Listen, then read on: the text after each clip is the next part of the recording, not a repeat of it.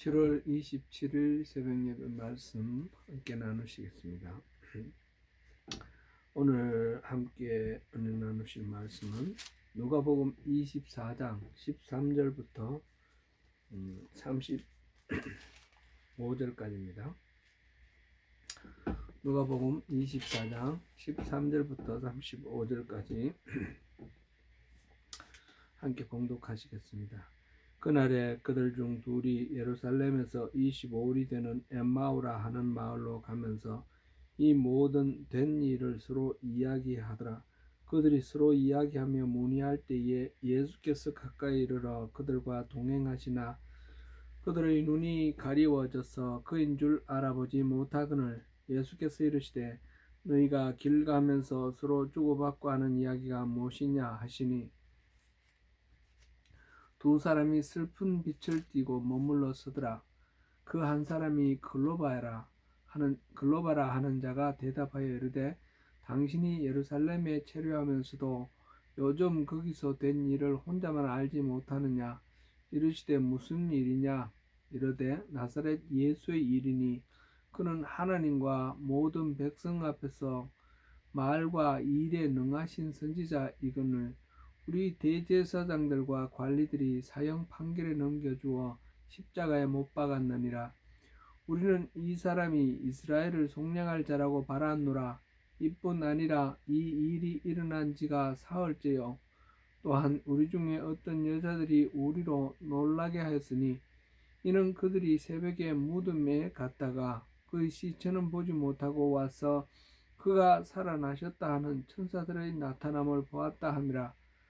또 우리와 함께한 자 중에 두어 사람이 무덤에 가 과연 여자들이 말한 바와 같음을 보았으나 예수는 보지 못하였느니라 하거늘 이르시되 미련하고 선지자들이 말한 모든 것을 마음에 드디 믿는 자들이여 그리스도가 이런 고난을 받고 자기의 영광에 들어가야 할 것이 아니냐 하시고 이에 모세와 모든 선지자의 글로 시작하여 모든 성경에 쓴 바 자기에 관한 것을 자세히 설명하시니라.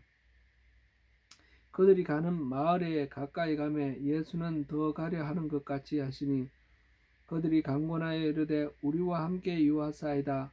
때가 저물어 가고 날이 이미 기울었나이다 하니 이에 그들과 함께 유하러 들어가시니라. 그들과 함께 음식 잡수실 때에 떡을 가지사 축사하시고 떼어 그들에게 주시니 그들의 눈이 밝아져 그인 줄 알아보더니 예수는 그들에게 보이지 아니하시는지라. 그들이 서로 말하되 길에서 우리에게 말씀하시고 우리에게 성경을 풀어주실 때에 우리 속에서 마음이 뜨겁지 아니하더냐 하고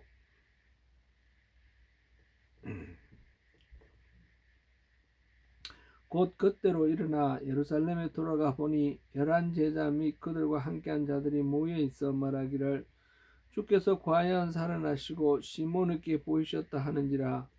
두 사람도 길에서 된 일과 예수께서 떡을 떼심으로 자기들에게 알려지신 것을 말하더라. 아멘. 우리는 지난주에 예수님이 부활하시던 바로 그날, 즉 안식 후 첫날에 일어난 일을 살펴봤습니다. 누가복음은 부활하신 주님께서 나타나신 얘기가 모두 하루 동안에 일어난 것처럼 기록하고 있습니다. 새벽에는 여인들이 주님의 무덤이 비어있는 것을 발견했습니다. 그 소식을 전해 듣고서 베드로와 요한은 직접 무덤에 가서 여인들의 말이 사실이라는 것을 확인합니다. 그리고 오늘 살펴볼 엠마오로 내려가던 두 제자가 부활하신 예수님을 만난 사건입니다.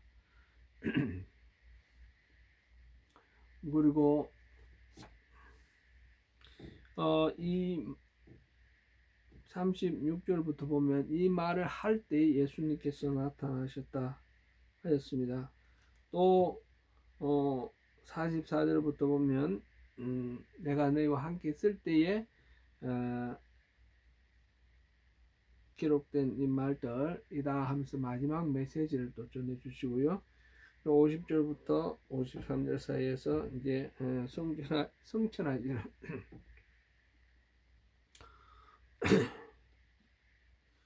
성천을 위해서 준비하시는 그런 장면이 나와 있습니다. 오늘 살펴볼 엠마오로 내려가던 두 제자가 부활하신 예수님을 만난 사건, 이 사건은 올해 부활주일 설교 말씀으로 살펴본 적이 있습니다. 홈페이지를 참고해서 그 설교도 또 들어보시면 또 유익하실 것이라 생각됩니다. 빈 무덤을 보고도 제자들은 주님의 부활을 확실히 믿지 못했습니다. 그렇다면 부활하신 주님을 직접 만나면 믿을 수 있을까요? 그 실태가 오늘 본문에서 나타납니다. 주님의 부활을 믿는 믿음에 대해서 살펴보겠습니다. 주님께서 부활하신 당일 예수님의 제자들 중 2명이 엠마오로 내려가는 길에 예수님을 만났습니다. 엠마오는 예루살렘에서 한 25리, 한 10km 정도 떨어진 그런 시골 마을입니다. 가는 길에 14절에서 이 모든 된 일을 서로 이야기하더라 라고 하였습니다. 이 모든 된 일은 예루살렘에서 그간 있었던 일들을 뭉뚱그려서 하는 말입니다. 일주일 전에 수많은 군중들의 환영 속에 어린 나귀를 타고 예수님께서 예루살렘에 입성하셨습니다. 그런데 그 예수님이 바로 사흘 전에는 십자가를 지시고 사형을 당하셨습니다. 그 예수님이 묻히신 무덤에 향유를 바르기 위해 갔던 여인들이 그날 새벽에 빈 무덤을 보았고 천사들이 예수님이 살아나셨다 하는 그런 말을 하는 것을 들었습니다.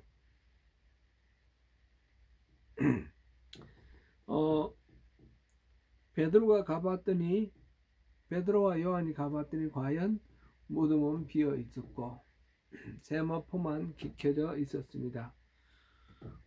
이런 이야기를 다 듣고 지금 그것에 관한 이야기들을 나누는 것입니다. 마치 폭풍이 몰아치듯 온 예루살렘이 격동을 겪었습니다. 그 일들을 이 모든 된 일이라는 말로 표현하였습니다.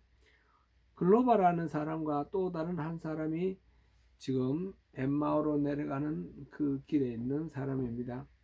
아마 그동안 그들은 예수님을 따라다니며 예수님을 통해서 새로운 세상을 열 수 있을 것을 기대하며 살았던 그런 제자들로 보입니다. 12사도에는 들지는 않지만 아마 예수님께서 70명을 짝지어서 보낼 때 속했던 그런 가까운 제자들 중에 속하지 않았나, 그렇게 우리가 짐작해 볼 수 있습니다. 그러던 그들이 예수님을 열심히 따랐는데 예수님이 십자가에 죽으심을 보고 실망하여 고향으로 돌아가는 길인 듯합니다. 그 도중에서 그동안 있었던 일들을 얘기했는데 특별히 이날 새벽에 있었던 일, 곧 여인들이 무덤에 갔다가 예수가 살아났다는 말을 들었다는 이야기까지 이렇게 하고 있습니다. 물론 그들은 그 여인들의 이야기를 믿지 않고 있습니다. 믿었다면 예루살렘에 머물면서 부활하신 예수님을 만나려 했겠죠. 그들은 그 말을 믿지 못하니까 그 예루살렘을 떠나서 지금 급히 엠마오로 도망가고 있는 그런 상황입니다. 예수님이 그들과 동행하면서 그들이 무슨 이야기를 하는지 물어보았습니다. 그랬더니 그들은 그동안에 된 일들이라 하면서 예루살렘에 있었다면 그것을 모르느냐 도리어 책망하는 투로 말하면서 이야기를 합니다. 그들은 그 예수님 그리스도가 바로 이스라엘을 속량할 자다, 그렇게 믿었다고 말합니다. 이들은 지금 예수님과 만나서 예수님이 질문하시고 자기들이 또 이렇게 설명하는데 예수님을 알아보지 못합니다.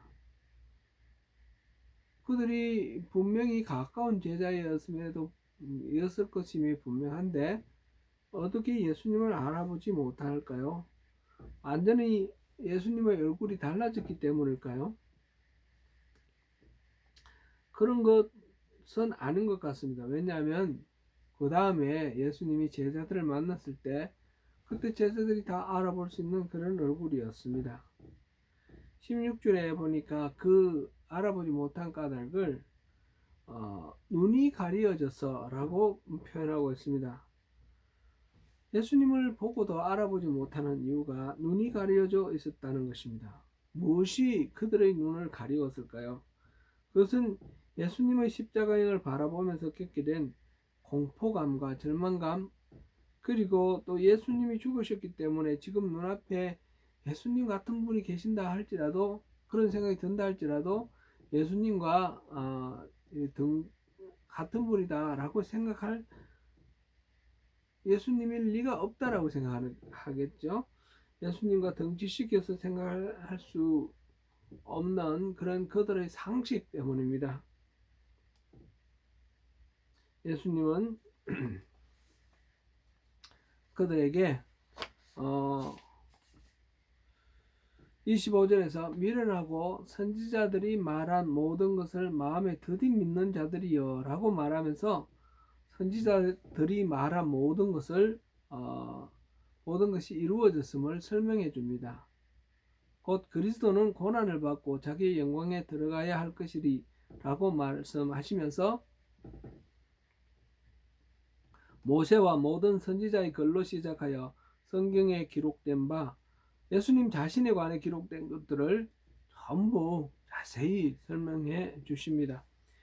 제자들이 가는 마을에 자기들이 가려고 했던 그 마을에 가까이 갔을 때 엠마오겠죠.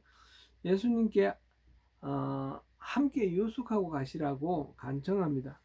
예수님이 그들과 함께 머무시고 함께 식사를 하였습니다. 30절 31절에서 예수님이 떡을 떼어 축사하시고 그들에게 주시니 그들의 눈이 밝아져서 그분이 예수님인 줄 알아보았다고 합니다. 그 순간 예수님은 그들의 눈에 보이지 않게 되었습니다. 그제서야 생각해보니 길에서 성경을 풀어주셨을 때 그들의 마음속이 뜨거웠던 것이 생각납니다. 그 제자들은 예수님이 부활하셨음을 확신하고 즉시 유숙하려던 그곳 어쩌면 자신들의 목적지였던 엠마오 그곳에서 떠나 밤길에 예루살렘으로 다시 올라갑니다. 그리고 다른 모든 제자들을 만나 예수님이 살아나셨음과 자신들이 엠마오 가는 길에서 만났음을 증언합니다. 글로바와 그 친구가 낙심하고 고향에 돌아가는 것은 그럴 수도 있는 일이다 생각됩니다. 그러나 분명한 것은 그들이 예수님이 살아나셨음을 믿지 못했기 때문에 돌아간 것이죠.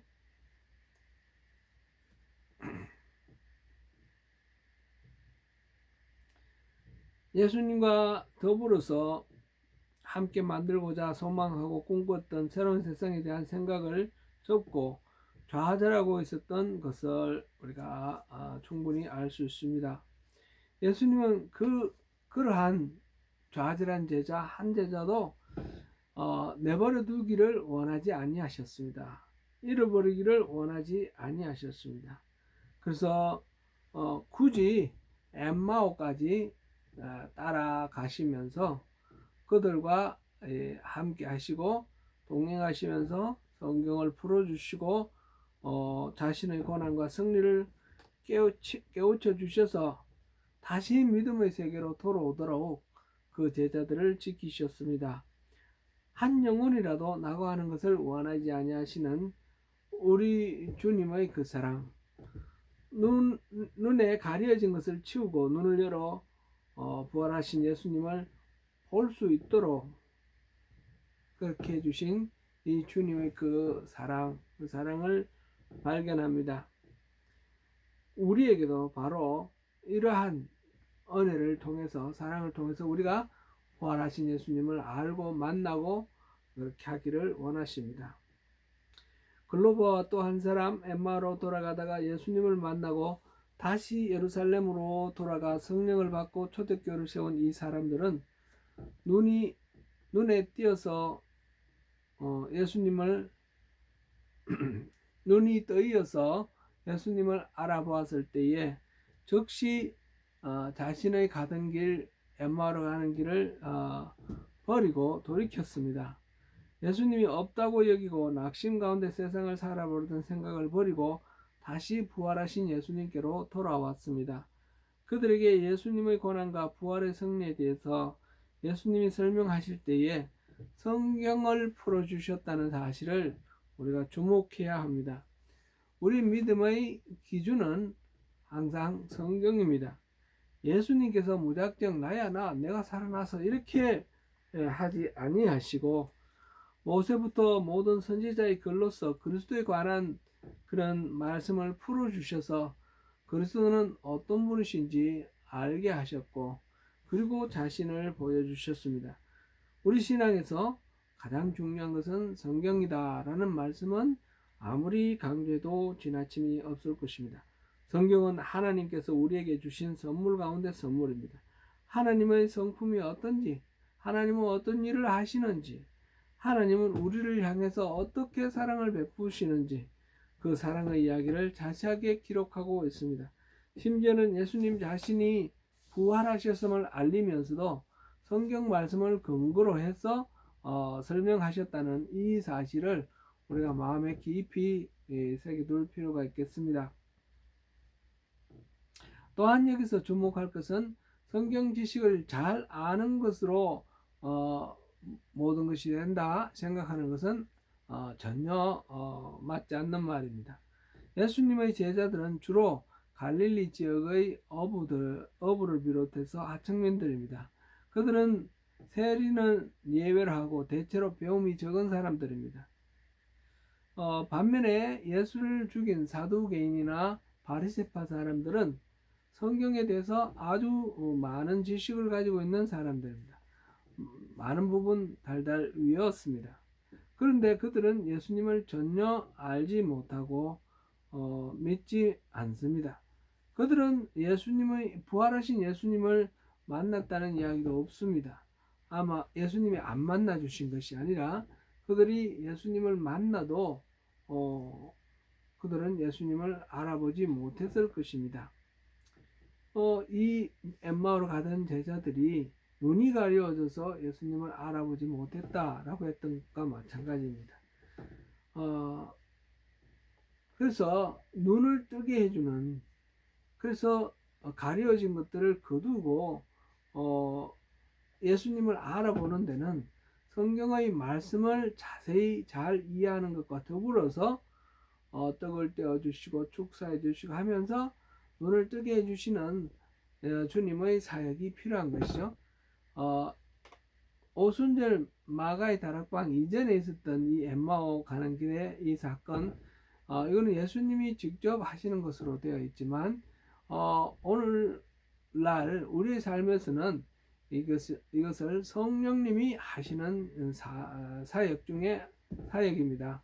곧 성령님께서는 예수님을 전가하기 위해서 우리에게 다가오십니다. 우리가 성경 말씀 그것만으로, 그 지식만으로 우리가 주님을 알 수가 없고 성령님께서 타치해 주심으로 우리 눈에 가려워진 것들이 벗어지고 성령님이 지혜와 계시의 영이 되셔서 우리에게 깨달음을 주실 때에 우리 마음이 뜨거워지고 우리가 눈이 밝아져서 주님을 보게 됩니다. 웨슬리가 회심할 때도 일기에 마음이 뜨거워졌다라고 그렇게 했는데 어떤 사람은 마음이 뜨거워졌으면 체온이 얼마까지 올라갔습니까? 그렇게 묻기도 하는데 이 뜨겁다라는 말은 그런 물리적인 온도를 말하는 것이 아니죠. 감격의 정도를 말하는 것입니다. 그러니까 늘 듣고 보았던 어떤 것이 사실 그것이 무엇인지가 처음 깨달아졌을 때 얼마나 감격하며 기뻐했겠습니까? 그것을 마음이 뜨거웠다 이렇게 표현한 것입니다. 사랑하는 성도 여러분, 오늘 또 부활하신 예수님을 만나시고 동행하시기를 바랍니다. 육신적으로 2000년 전에 죽으시고 승천하신데 우리가 어떻게 부활하신 예수님을 만납니까? 예수님은 성령으로 우리를 만나 주십니다. 삶의 현장에서 하나님의 존재와 일하심을 확신하게 되는 순간 우리는 마음이 뜨거워지고 눈이 밝아져 주님을 보게 됩니다. 그 주님과 더불어 우리의 일상의 모든 일들, 루틴한 과정들 속에서 주님의 말씀을 듣고 주님의 뜻을 우리를 통해서 이루시도록 우리 자신을 내어드리고, 그러면서 친밀한 교제 가운데 주님이 우리에게 베풀어 주신 모든 복을 누리시는 저와 여러분이 되시기를 축원합니다.